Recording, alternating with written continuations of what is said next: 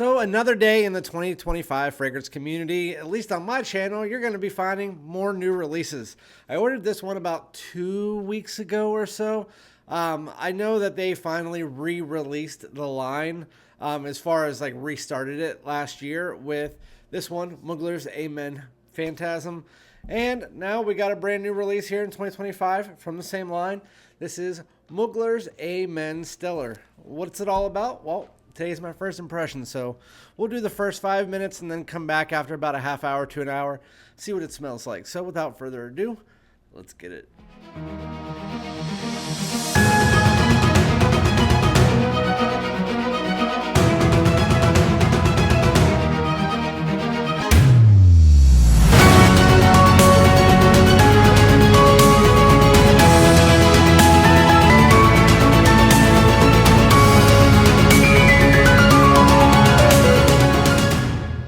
What's good, my great smelling dudes? Welcome back to my channel. My name is Randy, aka Fragrance Dude. You guessed it, we're back with another first impression of a brand new release here in 2025. If you didn't already see the intro, I mean, you know my channel. I do a lot of new releases, especially in the beginning of the year, because once May and June hit, there's really no releases for the rest of the year outside of like maybe one or two. So that's where I gotta start using my brain and figuring out what kind of videos to make. Anyway. So again, I digress. We're going to be going and doing a brand new release here, and that is by Mugler. It is Amen Stellar. While I'm opening up the box, make sure that if you're not already, you hit the subscribe button. Everybody hit that like. Comment below. Let me know if you're interested in trying this one out.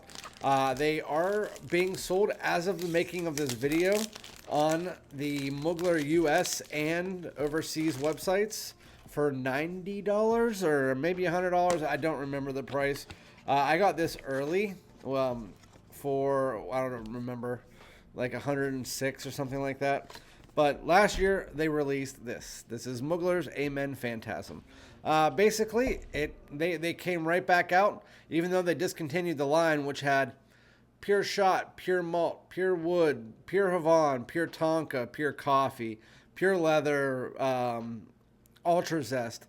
And I've been trying to get my hands on them, but I've been having some car issues, so I can't really pay the money for like an Ultra Zest at $400 right now because I think that's ridiculous. With that said, they re-released it and it still had the chocolatey patchouli that the line is known for, and then they even added and they put more chocolate on top of it. Like I said, this one should have been called Pure Chocolate. It's a really nice fall and winter scent, but going into spring, you really don't want to wear that fragrance. So we're going to see what this one's all about. I didn't look at any of the notes. I don't know what the notes are. I don't know anything. All I know is that this fragrance has a box. It's 100 milliliters. It's an eau de parfum. And this is what the bottle looks like. The bottle is a black, and then it has the blue star. Pretty nice, like a Pacific blue. And I already know the atomizers really suck. There we go. See what this one's all about.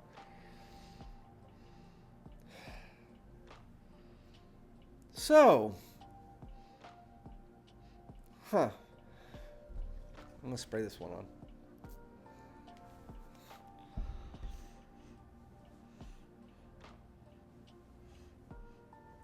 Okay, so I'm not overly thrilled with the opening here. Yeah, I definitely like the opening from last year better, that it had the bergamot to provide a little bit of brightness going into that chocolatey patchouli. This one, it's just a bunch of the chocolatey patchouli, but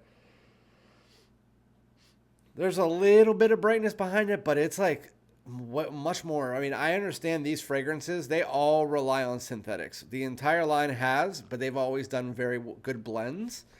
And on the ones that people didn't like as much, like Pure Shot and whatnot, which I actually don't mind Pure Shot, it was the biggest knock on them was the synthetics were showing their face a little bit more, and the fact that the blend just wasn't as good. That's what, like Pure Malt, the blend with the booze was just, it might be synthetic, but it was really good.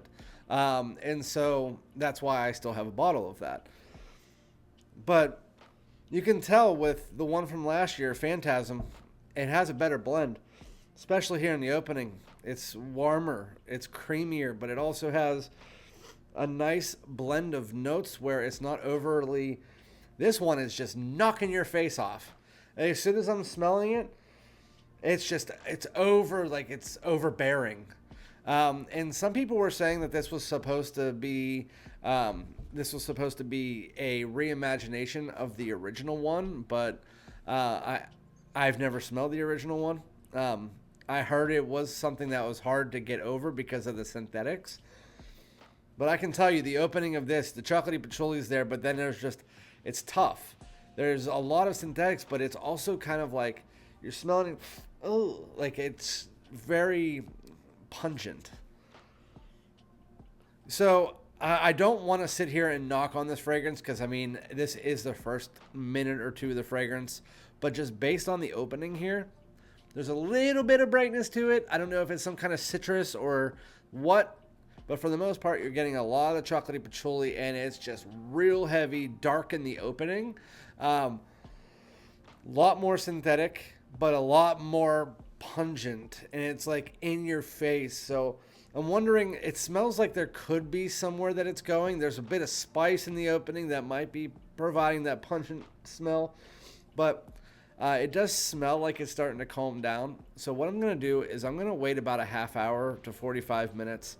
I'm going to come back. I don't want to give you guys like a full hate of the fragrance because I don't like it right now. But I'm going to see what it changes like. I'm also going to respray it on my other arm to see if maybe that was just that opening or what. And then I'll come back and let you guys know what I get from part of the dry down. So I'll be right back. All right, guys. So we are back with the dry down, semi-dry down. It's about 45 minutes into Amen Stellar. And I'm kind of glad that I put you guys on hold a lot quicker than I normally do because that opening, it just wasn't very good for me. I started wearing into it and I was like, why is this so, it's like almost a harsh, semi-sweet patchouli that is mixed together. And then it hit me. I was like, it's the coffee that's in it. I've never tried Amen Pure Coffee. I don't know if this has similarities to it. I don't know if there's coffee in the original Amen. All I know is that the coffee in this kind of reminded me of the coffee from Halloween Man X, which I'm not a huge fan of. But it's really only that first like 10 to 15 minutes that is a major player in the fragrance. It's almost like a spicy patchouli coffee mix, but the synthetic blend is just a little bit pungent, and it really just stings your nose a little bit. And so even though I do have to say, after that part, it gets to be a really, really nice scent. It's hard for me to want to wear it if I don't know if I'm going to even care about that first 10 minutes. I did respray it just to see if the opening has stayed the same. It did. The opening stayed the same for the first 10 minutes. It was pungent, and then it gets good. It's like a synthetic blend that just has a little bit of sharpness to it, and that's exactly the same way I felt about Halloween Man X. Halloween Man X had that feeling to it, and so while doesn't smell like it because this still has the chocolatey patchouli and stuff like that, it just has that similar synthetic coffee tone. But once this one gets past that, I started to remember, what did this fragrance, whenever I posted the note breakdown for it, there was something in it that really rang a bell whenever I was looking at the note breakdown as to why I wanted to purchase this right out, and that was pistachio. And I forgot about that until I got about 15 to 20 minutes into the fragrance, and I smelled, I was like, oh, that's pistachio. I forgot that was in the note breakdown. So it transitions from the chocolatey patchouli and the coffee and the spices that are just kind of, they have a little bite to them, to this warm, ambery, nice pistachio scent. And the pistachio at about 15 minutes starts to pull up and you notice it. You do notice it a little bit before that, but I didn't know what it was. It just brought like kind of like a creamy sweetness. And then after you get about 15 to 20 to 25, the pistachio pulls up and up and up. And then once you get about 30 to 35 minutes into this fragrance, that is where it really, really hits its stride.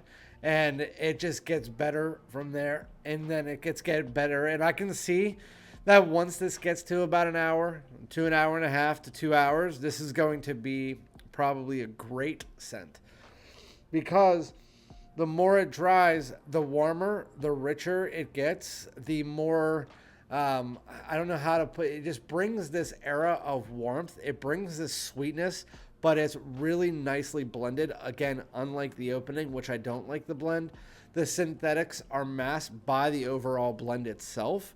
And so you get that. If you like pistachio, you'll definitely like the dry down. If you like like an amber woody tone to the fragrance, and then even that Mugler Amen DNA is more prevalent in the opening, but in the dry down, while it does bring a little bit of an era, like a nuanced chocolatey note, it's not an overly heavy patchouli that you get from all of the, like the Havans and the malts and the one from last year. It's really heavy in the opening, but it starts to simmer out, and you're left with this warm, amber, woody patchouli, or not patchouli, pistachio mix that just has that DNA waiting underneath it. And it's beautiful. I think it's a beautiful dry down. This dry down is just immaculate. Like, I would say, and even say it might be like an 8.5. That's how much I love the dry down to this. It's a great fall and winter scent. I think that it won't be able to be worn. If you're going into spring and summer like me right now, do not buy it right now. It's not necessary to buy it right now, because this is a cool weather scent through and through. I mean, think about it. Coffee, chocolatey patchouli, pistachio. If you want to buy it just so you have it in the fall, great. But again, it's hard to sample these because they don't really sell these in many stores. But oh, I was pulling out the wrong one. It's this one.